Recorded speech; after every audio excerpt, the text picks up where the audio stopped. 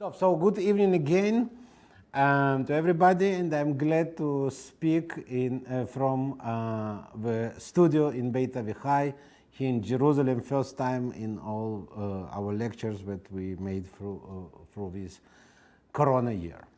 So today we will speak about St. Petersburg, the capital of the Russian Empire, and about architectural dialogue between the Jewish community of St. Petersburg and the city. So we will speak about this, first of all, about this magnificent synagogue in St. Petersburg, and we will see how the community tried to present itself in the eyes of the general public, of the Russian government, and of course in the eyes of the Jews living in the city and other Jews of the Russian Empire. And we should remember that the city of St. Petersburg was established only in 1703. That means it's not a very ancient city, especially when we compare it with Jerusalem. But the Jewish community appeared in St. Petersburg much later, and the first Jews could officially settle in the city only in 1859, when the city already existed and already had an imperial outlook. And in our discussion, we will see several, probably five moves or five stages in which the community tried to present its architectural view to the city. And the first such move is the choosing of place for the synagogue. So here you have a map of St. Petersburg. For those of you who have never been in this city, you can see here one Tsar's palace, another Tsar's palace. Here is the theater, very important institution, and the main cathedral, St. Isaac Cathedral. So Jews wanted to buy a place for the synagogue when they started to build the synagogue, and it happened in 1869 when the Tsar Alexander II permitted to build a synagogue in St. Petersburg. So Jews wanted to find some nice, good place where the synagogue could be seen by everybody, by the officials of the government, by ministers, maybe by Tsar himself, and by regular people. And we have wonderful, I would like to bring citation from the words of Yehuda Leib Gordon. He was, maybe you know him, he's known under acronym YALAG. He was an important maskil and a very important Hebrew poet, and he also served as the secretary of St. Petersburg community. So he wrote, when the whole story of choosing the place for synagogue began, he wrote, "Place a Jewish synagogue on Nevsky Prospect, and the common Russian passing by will take off his hat and cross himself. Must be well holy if they put it here. But hide it in a suburb, and he not only will regard the banished synagogue as something foul, but will infer that it's pleasant to God and the authorities to throw out all the Eids." And indeed, Yehuda Leib Gordon was very involved in choosing the place. So in the beginning, the community wanted to buy a place here on one of the major streets of the city, in the cross section with one of the major rivers of the city, so the synagogue would have wonderful view and wonderful important place in the cityscape. This didn't happen, so when community found another place, I marked it by green, also not far from a major river, and on another very important avenue leading towards Moscow. And here the city authorities intervened, and they didn't allow the community to buy this plot of land. And the city governor explicitly said, maybe you should buy a place somewhere in the suburb, or maybe here, somewhere here. And the story of purchasing the plot continued for 10 years. The community started in 1869, and finally the plot for the synagogue was purchased in 1879. And the community found the plot here. I marked it by a red point. And even in the communal documents, it's called that we found a relatively good place. This region of the city called Kolomna was not prestigious. It was a region area with poor people living around. You can see what you have around. There was a prison, a shipyard, and another shipyard. But Kolomna was very close to the city center. You see, the theater, the main place where the whole high society meets, is situated a couple of hundred meters from the synagogue. You cannot see synagogue from the theater square, but it's very close. So it's indeed relatively a good plot, a relatively good place, but the synagogue in this place has no role in the cityscape of St. Petersburg. And even today, you can hardly see the synagogue. To see the building, you should come in front of it, because even from the street in which it is situated, you go in 100 meters to the right or to the left, and you cannot see this building anymore. And we can say that in choosing the place, the community failed. And even today, I'm sure that out of 5 million of people living in St. Petersburg, only those who wanted to see the synagogue or those who live in the streets around it saw it. All the rest never have chance to see it, because they have never chance, they have no reason to arrive to this street. So this is move number one. Move number two will be about the size and external features of the synagogue. You can see there was a competition of designs for the synagogue, and three designs were submitted. We know only two of them, and both show us a very similar picture. It's a huge building with a lot of domes. In this design, you have one major dome and dome above the entrance, and two domes flanking this entrance dome. And on this project, which was accepted by the community, so it was probably known from the beginning that Lev Bachman and Ivan Shaposhnikov will win, because Lev Bachman was the first Jewish student in the Academy of Art, in the Russian Academy of Art, and Ivan Shaposhnikov already worked for the community. So this design also has a huge dome above the prayer hall, and another dome above the entrance, and two small domes on the sides, and four minarets or turrets above around the about the entrance part. So it projected this design projected that this is a building intended for worship, and not for any worship, but Jewish worship. And it's, of course, is in very Oriental style, and about style we will speak in a couple of minutes.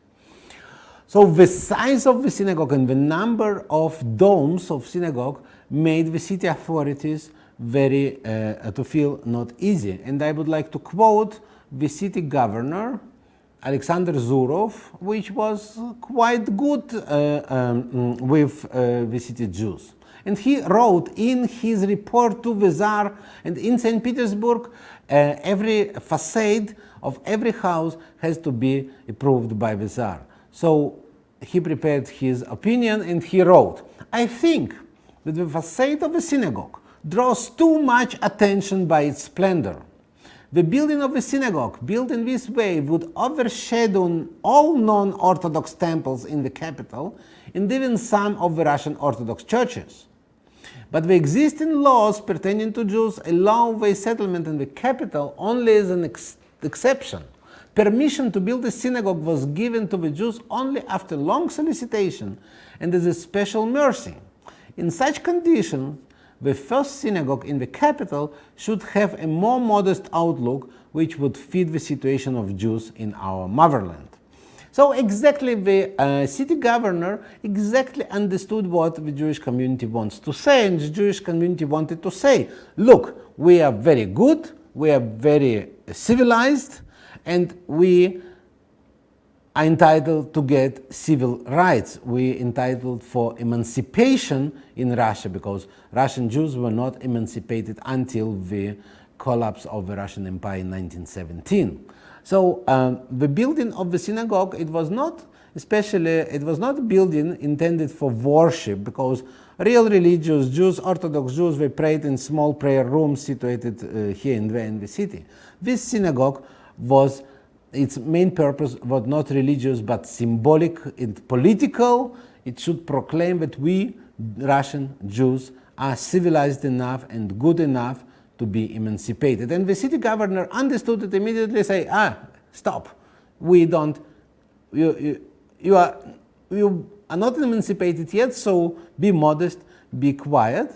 And the story with the facade of the synagogue continued for another 2 years.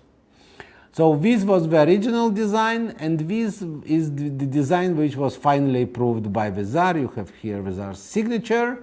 So the architects, they bargained with the Ministry of Interior about cupolas and about size, and at the end they reduced the size and get rid of all these cupolas except the main dome above the entrance and 2 small turrets next to it.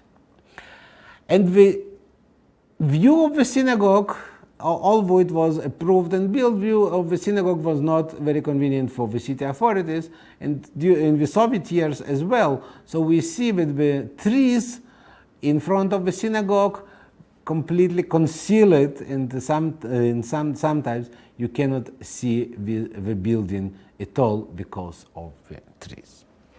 So this was the second move, which we can say was relatively successful, because the synagogue is not a plain building, not a simple dwelling, looks not like a dwelling house, but it really looks as a cult building intended for religious worship. There is no doubt.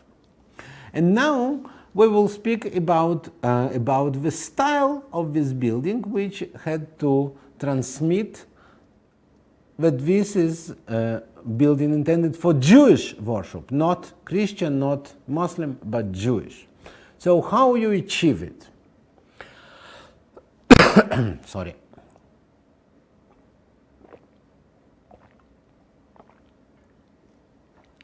Already, when the permission for the synagogue was given in 1869, the most influential Russian art critics, Vladimir Stasov, he published an article in which he explained how to build synagogue. Stasov was very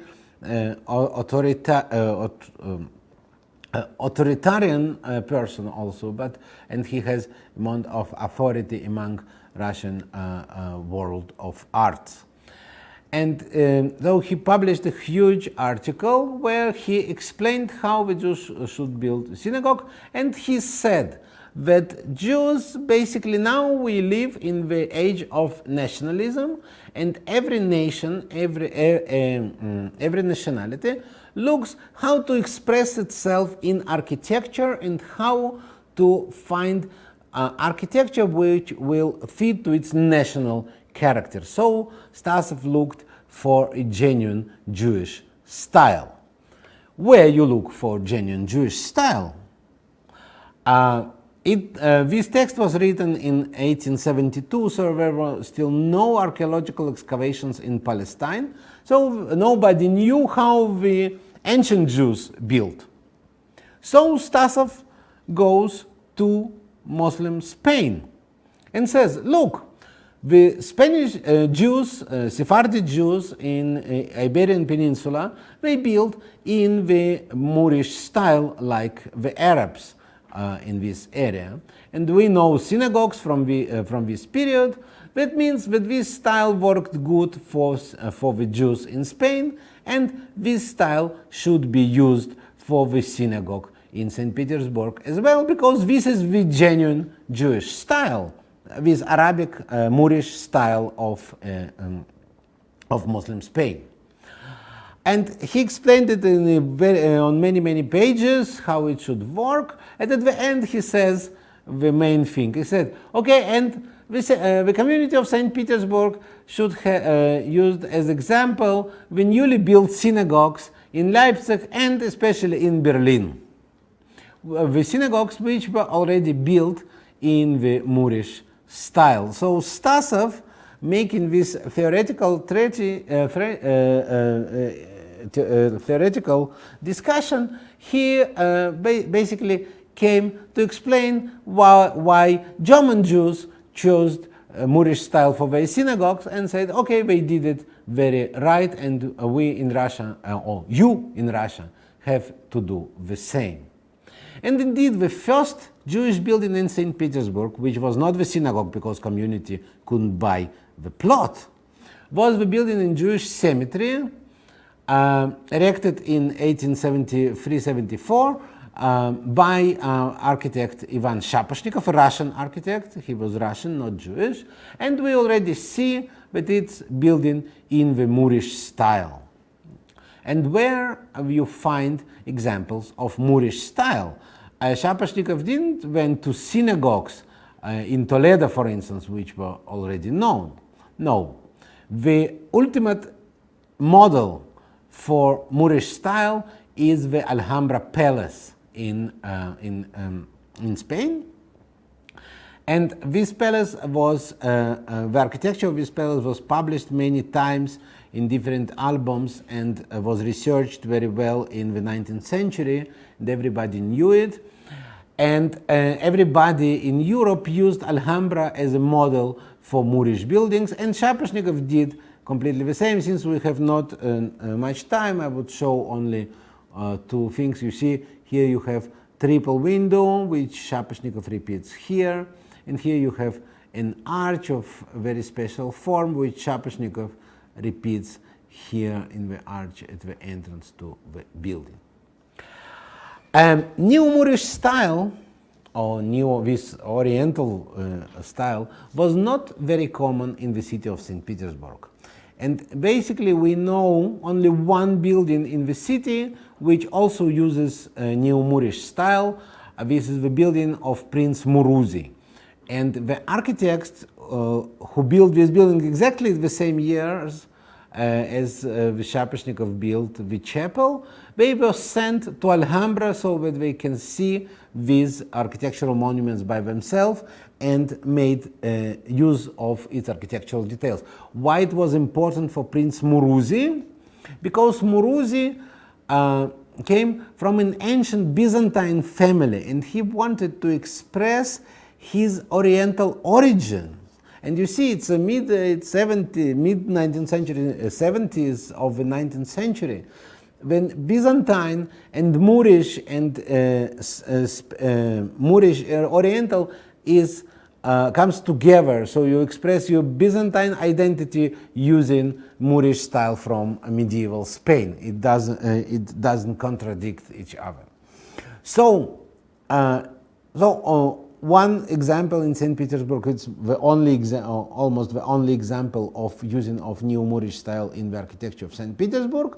And after it, nobody used it because the Moorish style was already perceived as the style for Jews, style in which Jewish synagogues are being built. But not everybody was happy with this idea that the synagogue should be built in the Moorish style. And we have a correspondence between Stasov and the Russian sculptor Mark Antokolsky, who was protégé by Stasov and his friend. And Stasov helped him very much when he was a student and supported him during all his life. So Antokolsky wrote to Stasov, I quote, "The Moorish style is less suitable for the spirit of Jewish religion.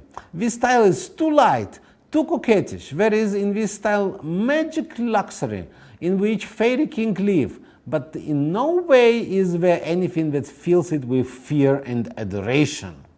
And Antokolsky says, maybe Egyptian or Assyrian styles better fit the idea of Jewish worship, because there is the most of the heavenly, of severity, of might, and at the same time very much of the biblical character. And we will see later how Egyptian, Antokolsky said, okay, Jews built in Egypt, so the Egyptian style is genuine Jewish style, because Jews were the builders of Egypt. And Assyrian line we will see a little bit later. But Antokolsky said another very important thing. He said, maybe we should use the great synagogue in Vilna of the 17th century as a model. And Antokolsky himself was born in Vilna, not far from this synagogue. And this idea was rejected by Stasov. We don't have Stasov letters to Antokolsky, but from Antokolsky's answer we understand that Stasov rejected it completely, even didn't want to discuss it. And it's very symptomatic. In the middle of the 19th century, and even in the 70s, nobody considered that the culture of East European Jews living in the Pale of Settlement is worth, that it can serve as a material for creation of new art and architecture. This understanding, exactly like Yiddish was not considered as a language but as a broken jargon which should be eliminated. The respect for Yiddish and respect for Jewish folk art and Jewish architecture of the previous century came only later, in the beginning of the 20th century, when architects again indeed started to use forms of 17th century synagogues for designing new synagogues, like you can see here in this example, where this part of synagogue in Pshevorsk was used by Adolf Shishko-Bohush for his design of synagogue in Kharkov. This synagogue was never built, this design was not accepted, but doesn't matter. Yeah, he uses the Jewish architecture of 17th and 18th century as his model. For Stasov, it was unacceptable. And there was another person who did accept the idea of Stasov about the Moorish style for the synagogue, and this is Yehuda Leib Gordon, whom we have already met in the beginning of my talk. Gordon wrote an article, when after he signed the contract for purchasing the plot, Gordon wrote an article in which he said why to build in new Moorish style. Let's use the Russian style, devoid of Christian elements. We don't need Christian elements, but we are in Russia, let's build it in Russian style. And I like this citation. For the synagogue in our time, the Moorish style is obligatory in the same degree as the Arabic language in which Spanish Jews of those times wrote is obligatory for contemporary Jewish writers, unquote. So Gordon said, no, we don't need this alte Sachen from Spain. We should be Russian Jews and we should build as Russians. And Gordon is the author of the most famous phrase which symbolizes the Haskalah movement, the Jewish Enlightenment movement. He wrote in one of his poems, he wrote, "Be a man in the streets and a Jew at home. So behave in the streets as a normal citizen of this country, and all your Jewish things keep for your home." And it's exactly what he said in his article about the style of synagogue. Synagogue should look like a Russian building, and only inside it should have Jewish features.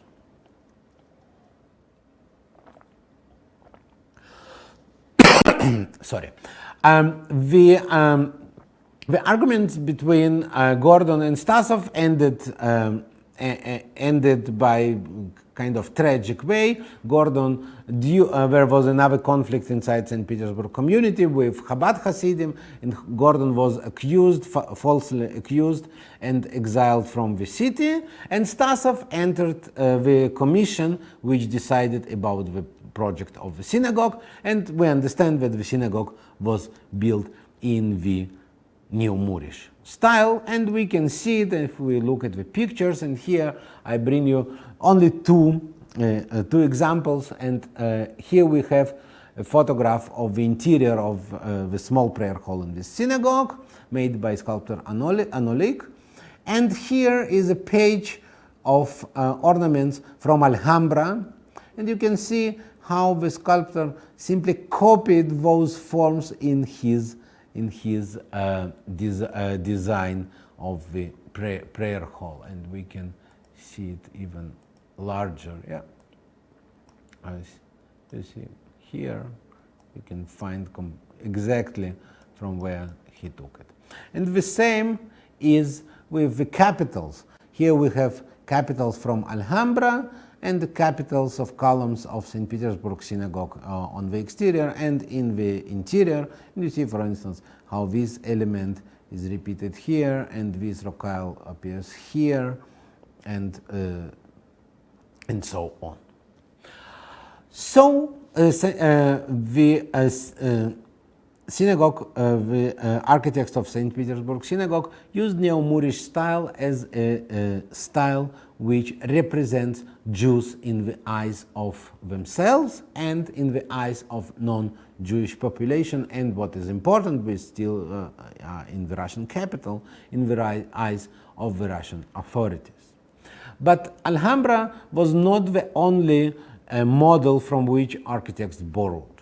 For the interior, the architect looked towards the Neue Synagogue in Berlin, or Oranienburgerstraße Synagogue in Berlin, and they simply copied the, and this synagogue was not only published, the design of this synagogue was published, not only published, but we know from the budget of construction works for synagogue in St. Petersburg, we know that the community bought the albums also about Alhambra, and also this album about Berlin, from which I am showing you a picture.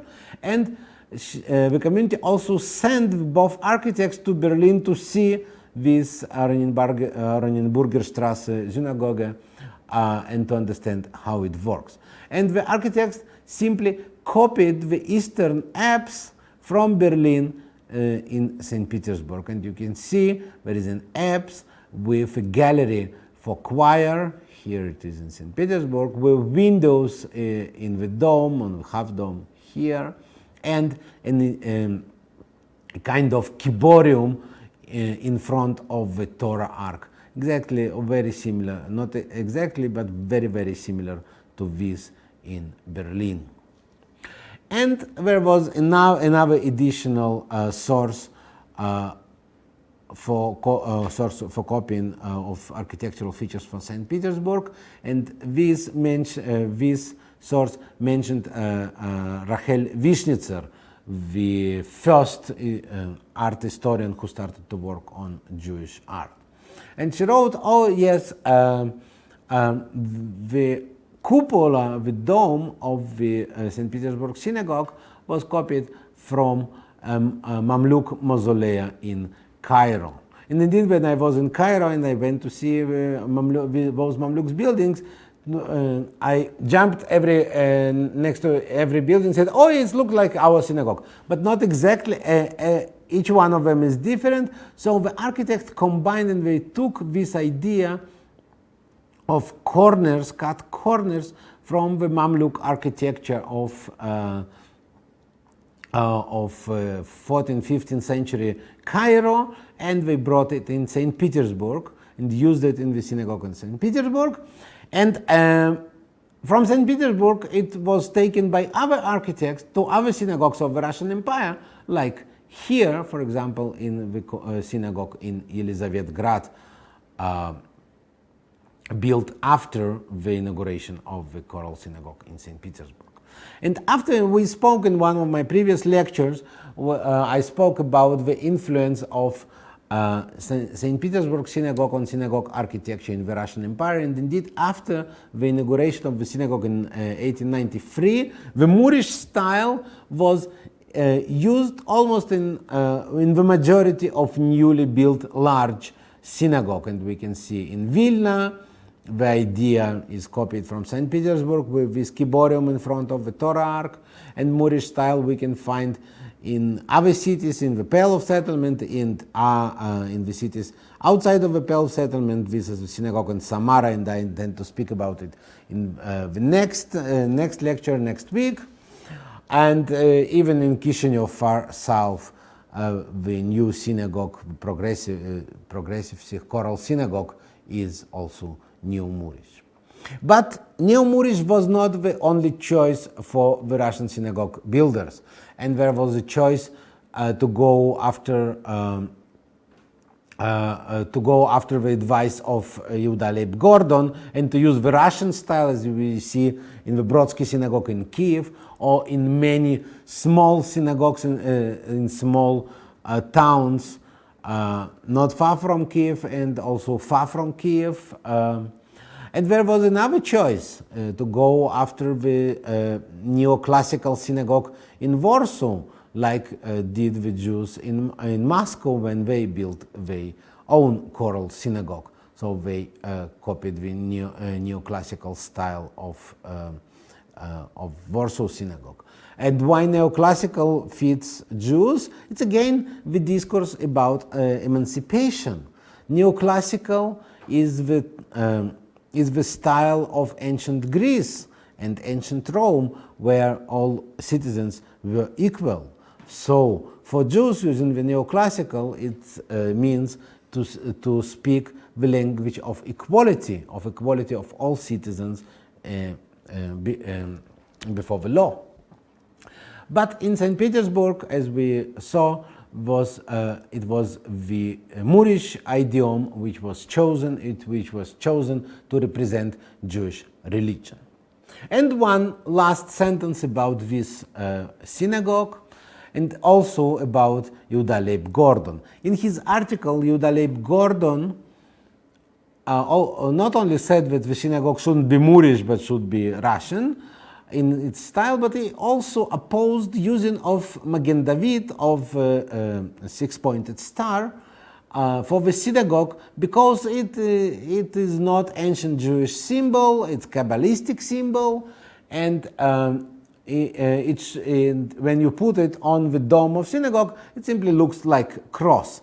And exactly the role of all Magenei David on the synagogues is to represent Jewish religion, like the cross represents the Christian religion. And indeed, when the architects wanted to put something on the cupola here to finish it somehow, and they had, because it's St. Petersburg, you have to submit the design to the Tsar's approval. They didn't put the Magen David, but they put here kind of bowl, not really understandable what is it, but this design was not approved, so the synagogue remained without Magen David on its top. Okay, so it was our third move about style, and we saw that the style which represents Jews in front of the imperial city of St. Petersburg is New Moorish Oriental style. Next topic of our discussion is the fence for the synagogue, which community started to build only in 1907, almost 15 years after the inauguration of the main building. When you build a nice fence in front of your building, you also speak about representation. And when community started to look for an artist and for ideas what should be, how the fence should be done, they unsurprisingly again came to Stasov, because Stasov was a very good friend of Baron David Ginsburg, the son of the head of the community. And what Stasov said? Stasov said, do it with ornaments from from Hebrew manuscripts. What does it mean? Stasov and Ginsburg published in the 1880s, they published an impressive album of ornaments from Jewish Hebrew manuscripts, from medieval Hebrew manuscripts, which were found in the public library in St. Petersburg and in the private collection of David Ginsburg himself. And this album was intended to be a source for Jewish ornament. This idea of genuine Jewish style is not solved. Yeah, the synagogue is built in Moorish style, but Stasov continues to look for genuine Jewish style, and he finds manuscripts. And manuscripts are much more Jewish than the architecture of Spanish, medieval Spanish synagogues, because they were for surely written by Jews and used by Jews. So the style of manuscripts, of medieval manuscripts, reflects the Jewish character and the Jewish art much better than architecture, where probably non-Jews were involved as well. So Stasov and Ginsburg, they copied, or they ordered copying from the manuscripts, details from the manuscripts, and published them in an album. And one of the major workers on this project was the Russian architect Ivan Ropet, also protege of Stasov, and he prepared this frontispiece, this title page of a manuscript, using the detail, already using these ornaments which published in this album in the design of this title page. And the album of manuscripts, after its publication, immediately began to be used as source for Jewish ornament, where in St. Petersburg Jewish community. When the Great Synagogue was inaugurated in 1893, for example, the parochet, the Torah Ark curtain, which was donated by women of the Ginsburg family, was embroidered with using those ornaments from the manuscripts.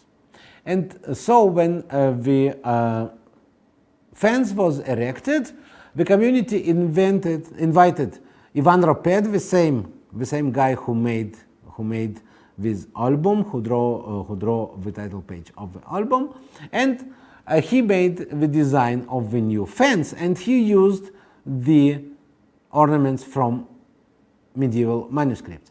But we understand that he was quite a lazy guy, so he didn't use the original manuscripts again and not the album, but he used his own title page, which he prepared already. So we can see how this form appears here, or this wonderful form appears here. So Ropet used already his design for a second time, and thus the fence of St. Petersburg Synagogue represents a new language, artistic language. Again, it shows genuine Jewish style, this time the style taken from medieval manuscripts. And this is, as far as I know, is the only case when Hebrew illuminated manuscripts were used in architecture. So now we come to the fifth and last move or stage of our dialogue between the community and the city, and we will see what happens in the Jewish cemetery of the city. And in the cemetery we see that the Oriental ideas, the Moorish ideas, were accepted by people, because while the synagogue is built by a community, and community elects committee, and committee decides, and there are opinions, in the cemetery everybody chooses forms for himself or for his deceased. So we see that there were forms which were quite similar to the forms used in the synagogue.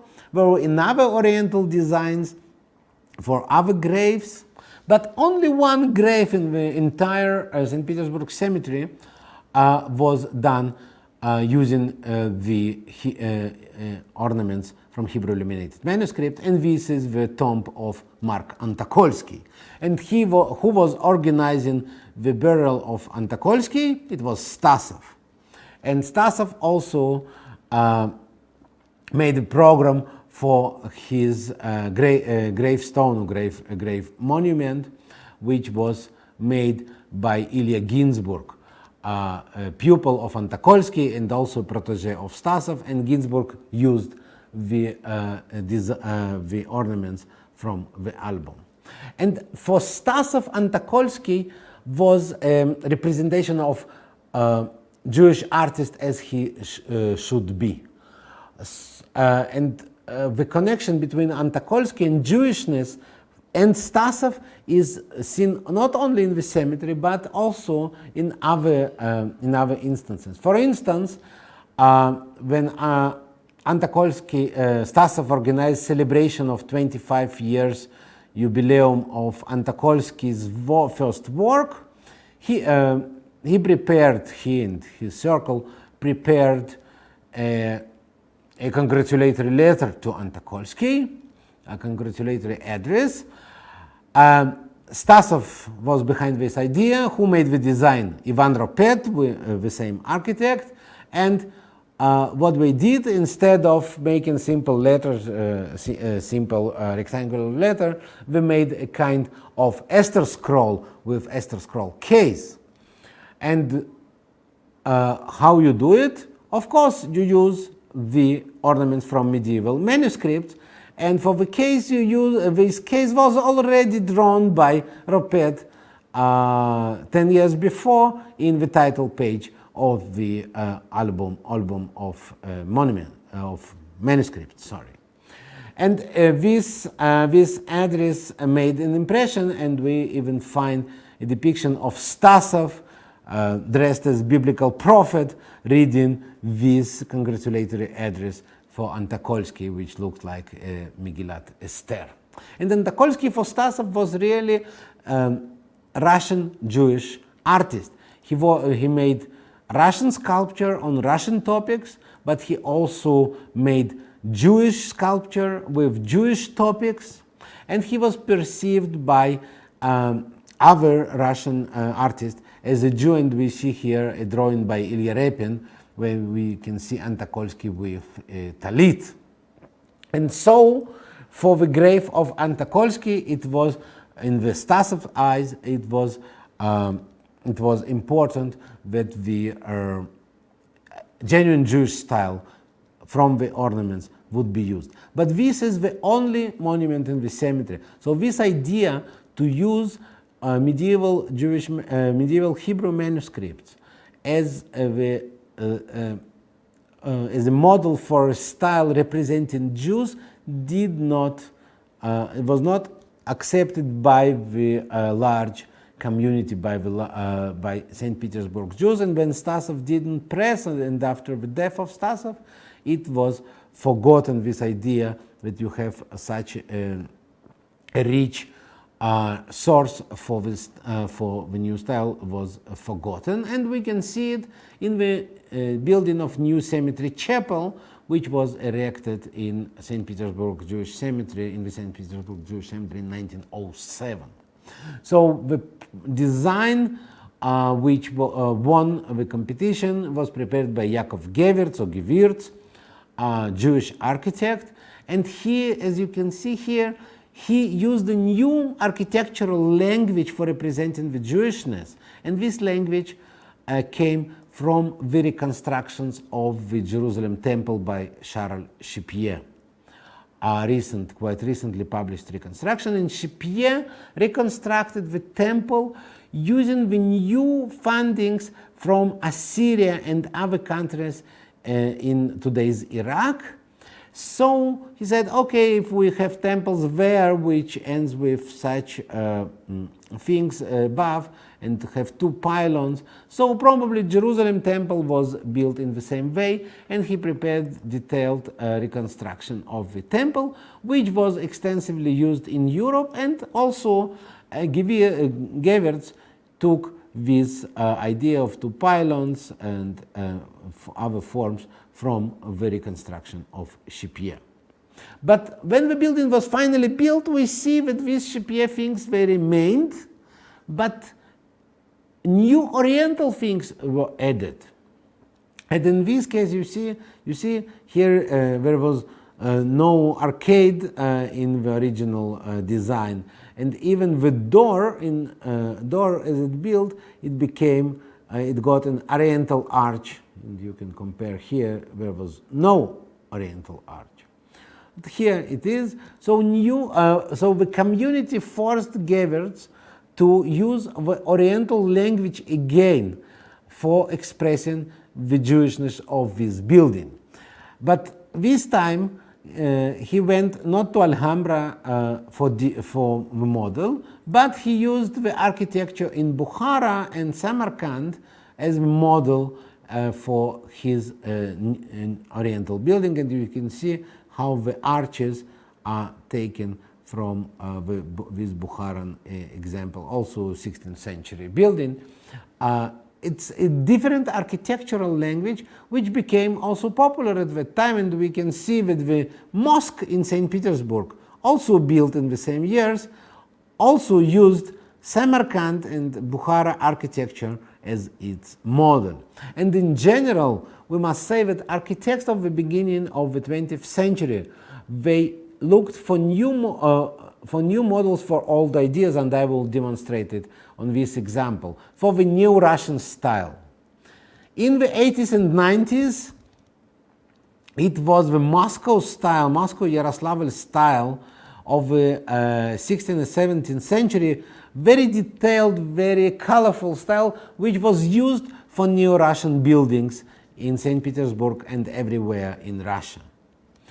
In the beginning of 20th century, this didn't work anymore, and the architects used other old Russian churches from different kind, from Novgorod and Pskov, to which were more monumental and built and stylistically very different as the models for new Russian buildings. So this the usage of models from Central Asia, it doesn't say that Jews are connected to Central Asia.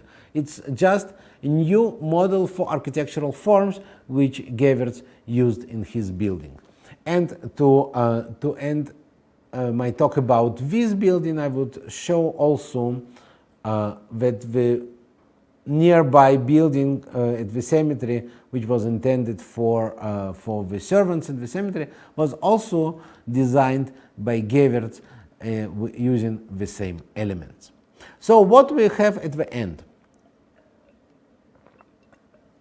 At the end, we have the community which wanted to show itself off to the Russian public, to the Russian government, and to the people of St. Petersburg. And it didn't succeed very much because, as we saw in the beginning, the synagogue has had and has no role in St. Petersburg cityscape. And this Jewish cemetery, it's far from the center. Nobody comes there to see it simply. Yeah, so you arrive there only if you have something to do in the cemetery. So the majority of the people of St. Petersburg never arrived there. So the projection of Jewish architecture, of Jewish architectural language to the city didn't succeed. But instead of it, the Jewish community created a kind of ensemble of two Jewish buildings, very far away from each other, but speaking the same Oriental language, not the language of medieval manuscripts, but the language of Oriental architecture, which represent Jews in the eyes of themselves, because mostly Jews can see those two buildings. And to stress this point, I would like shortly show you other buildings which were created by the Jewish community in St. Petersburg, and we will see that this Oriental language was restricted only for the buildings intended for worship, for religious ceremonies, and not for everything else. Look, for example, at the building of Jewish school, which stood at the plot and still stands at the plot of the synagogue. Here you see the dome of the synagogue. Nothing Oriental, nothing but stylistically connects it with the new Moorish synagogue building. And architect, Jewish architect Boris Gershovich, he was the architect of the community, and he worked also on the building of the synagogue as a student. Gershovich made another building where mikveh and cheap canteen was situated in St. Petersburg. Also, you cannot, when you're passing by, you cannot understand that this is a building belonging to the Jewish community. The same Gewertz built the old age home in St. Petersburg. Also, it's a regular building without any Moorish, any Jewish features which would reveal its identity. And only when the idea to build another synagogue in the city emerged in 1912, we see that architects did not abandon the idea of special Jewish style for the synagogue. Again, for synagogue, not for old age home or mikveh or school or other Jewish building. And we have 6 designs for the competition for the synagogue in the area of Pisky, which was never built. But when we look at them, we see that these Oriental ideas are very strong. For instance, in this design, it's again using Oriental language. Gewertz proposed 2 designs, and he also used Oriental language. In this case, he took the inspiration from the Hagia Sophia in Istanbul, but also we saw that Oriental and Byzantine is the same, so Byzantine building works well as an Oriental one. Another architect used Chipier idea of temple as a model for his synagogue, and only this guy Serafimov, he tried to do something that would not speak the Oriental language, but the architectural language of St. Petersburg. But St. Petersburg and Jews, look how it works here. For this, the interior, so here is a courtyard, and so there is a facade inside the courtyard of the synagogue, and we can see that he used elements from St. Petersburg Barocco from the times of Peter the Great, from the beginning of 18th century, and the same elements were used by other architects in the same years for these pseudo-Petrine buildings in the city. You can see a column or the oval windows. Yeah. But from the facade facing the street, he used the idea of this arch. And I think maybe I'm wrong, but maybe I'm right. And he took inspiration from Vilna, the idea which Antokolsky proposed several dozens years before, which was rejected, but now it works. So this idea of the arch on the Jewish street in Vilna, and when we speak about Baroque, indeed Vilna is also a very Baroque town, and this Baroque could refer to Vilna as well.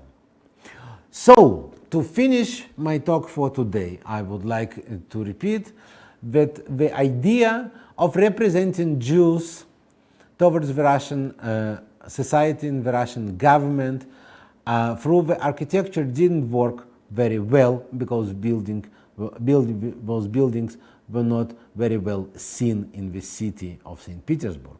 But they created an interior Jewish ensemble which speaks Oriental language and which represent Jews in the eyes of themselves using the Oriental architecture.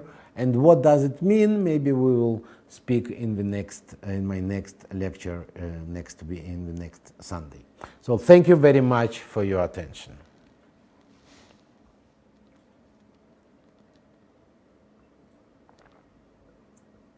Okay, sorry about that. Thank you, Volodya.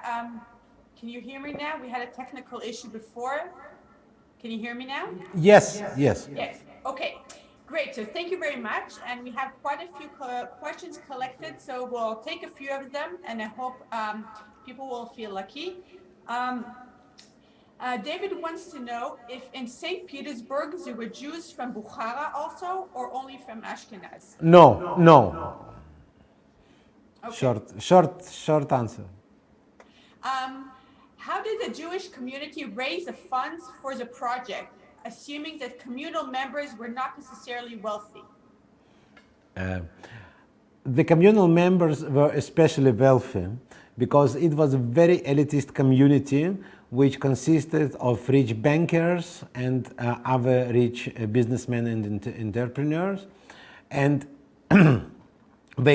they collected enough money to build this huge building, and they wanted in the beginning they wanted to build even something more grandiose, more expensive.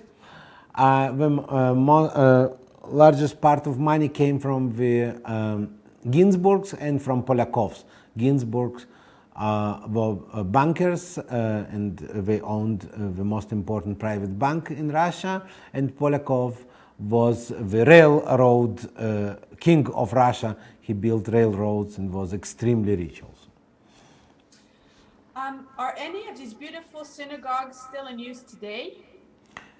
Yes, the synagogue in St. Petersburg is in use today, but it's used by Chabad, so they rearranged the interior to fit the Chabad norms of prayer and not the prayer as it was conducted in the choral synagogue. For those who heard my lecture half a year ago about choral synagogues in the Russian Empire, I would remind that the choral worship had different ways of worship, not as the Orthodox Jews.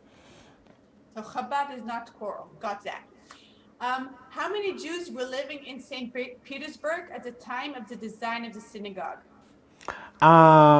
Officially, there were several thousands, and by the beginning of the 20th century, there were about 25,000 Jews in St. Petersburg. So it was quite a large community.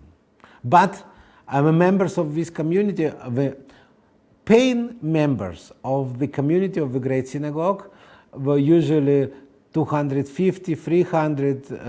By 1917, there were 500 paying members out of 25,000 Jews in St. Petersburg. Because it was very expensive to be a member, it cost 25 rubles per year to be a member of this community. Okay, I think we'll take one last question. Could we say that the St. Petersburg Synagogue set the trend for the construction of other synagogues in the neo-Moorish style? Again, sorry, can you repeat? What is the synagogue in St. Petersburg, was that the synagogue that set the trend for all the other synagogues in the same style? Yes, in the Russian Empire. Not in Europe, but in the Russian Empire. Because before this synagogue there was one and a half Moorish Jewish buildings in the Russian Empire. After it, we see, especially in the 90s and early 1900s, there was a wave of new Moorish synagogues built everywhere in the Russian Empire. But it was late in Europe already. In Germany, for instance, Jews didn't build anymore in neo-Moorish style. In Russia, yes. Okay, I feel bad because there's so many questions, so I'll take one more. Did the synagogue in St. Petersburg suffer any damage during the German blockade and siege in the Second World War?